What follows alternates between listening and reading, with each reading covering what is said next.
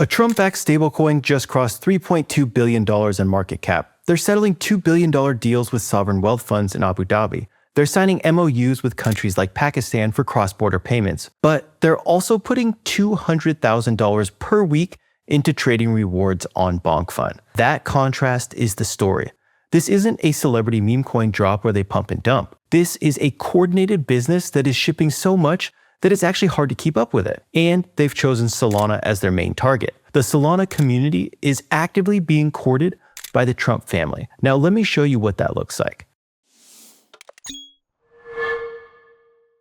Here's what they shipped in January 2026. This is the pace of a team that's absolutely committed. On January 3rd, they declared that it was USD1 season, citing rising market caps and projects adopting USD1 as a base liquidity layer. January 7th through 8th, they applied for a national trust bank charter through the OCC. This is long-term financial infrastructure that they're building, not a short-term product. January 13th, Binance spot pairs went live, including Link USD1 and Pepe USD1. On January 14th through 15th, World Liberty Markets launched on Dolomite, lending and borrowing with incentives. The same day, Zebek integrated USD1 for payroll, Myriad Markets launched USD1 for prediction market settlement, and Fun USD1 went live on Radium. On January 19th, there was 3 more Solana-focused announcements that came in a single day.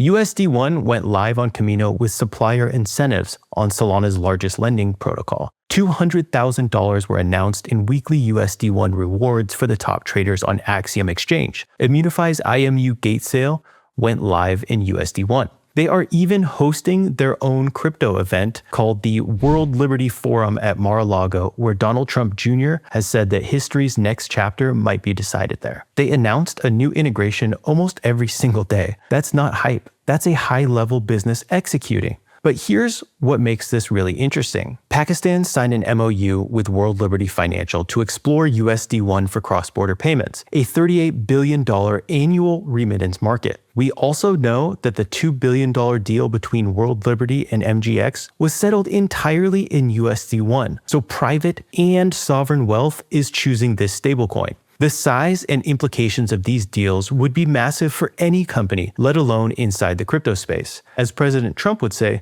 billions and billions and billions. But at the same time, we just saw that they're putting $200,000 per week into trading rewards on BonkFun. They're incentivizing meme coin traders on Axiom. They're integrating with Camino to reward Solana DeFi users. They're playing both games simultaneously. We're talking about nation-state partnerships and grassroots Solana community adoption. They are speedrunning the competition with an onslaught of headlines and non-stop deal-making. The BD team is absolutely cracked. So why are they targeting Solana specifically? Why this level of commitment? Because Solana is where the users are. Solana processes more daily transactions than any other major chain. The stablecoin velocity here is unmatched. When people trade, swap, launch tokens, and actually use crypto, guess what? They do it on Solana. So World Liberty Financial understood this early on. They launched USD1 on Solana in September 2025, minting $100 million in tokens, and totally celebrated it publicly. And then they made BonkFun the official USD1 launchpad,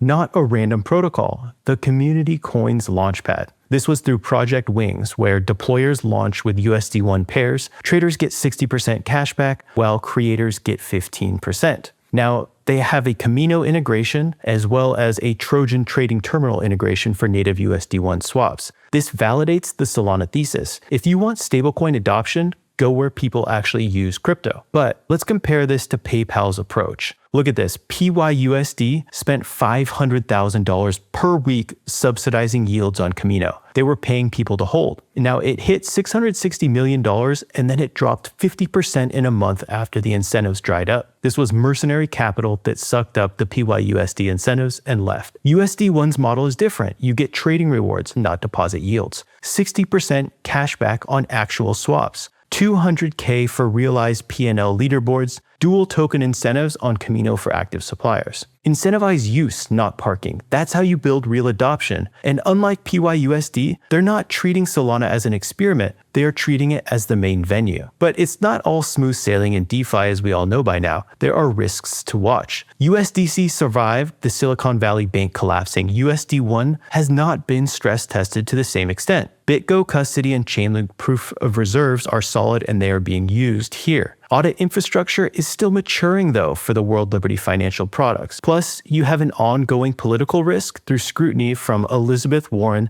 and other senior Democrats on the bank charter. These are real concerns, but they do not change what's being built here. Now let's bring it all back to Solana. Here is the bigger picture. Solana's stablecoin market is at $13.5 billion, while USDC dominance is around 65%. World Liberty Financial looked at the entire crypto landscape and decided Solana is where we're building and deploying USD1, not as a side quest, as their primary focus. And they've seen massive success with billions and billions and billions in volume. They're putting real money into Solana native protocols. BonkFun, Camino, Axiom, Radium, Trojan. They're rewarding Solana users specifically because this is where the activity is. Now, whether you use USD1 or not, this is bullish for Solana. I personally am excited to see Solana come off the dependency of USDC because most of the yield for their reserves goes directly to Coinbase. Let me bring it back to the main point. The reason why billions of dollars are being deployed on Solana is because of the prevalence of stablecoin adoption on Solana. Circle already paved the way for this, and they now command an eye-watering 65% of Solana's stablecoin market share.